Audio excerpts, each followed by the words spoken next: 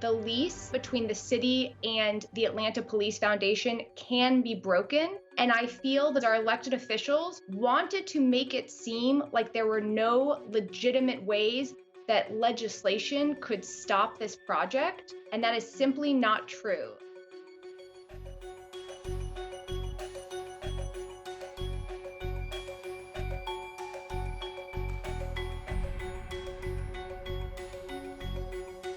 When the vote happened to approve this project in 2021, over 1,000 people showed up to give public comment. 70% opposed the project, but they voted to approve the project anyway. Our elected officials have said over and over again, well, now that we've voted, there's nothing we can do to stop it. In section 4.3, it clearly states that the lease can be broken with or without cause at any time, and there are no penalties to do so.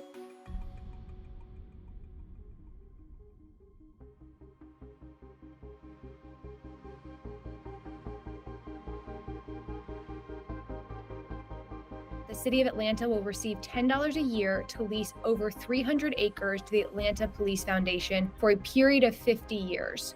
Traditionally, if the City of Atlanta wanted to rent a piece of land that belonged to the city, they would have to get a fair market rate. This rent is obviously far below a fair rental rate. In addition, they would have to solicit bids. There would have to be competition.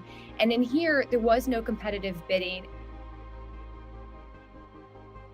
The Georgia court have traditionally held that contracts that impermissibly bind future administrations are illegal.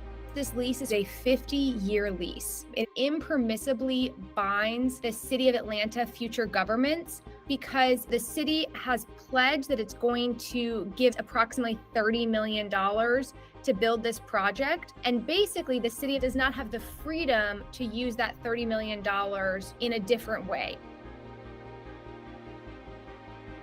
This piece of land, it is owned by Atlanta.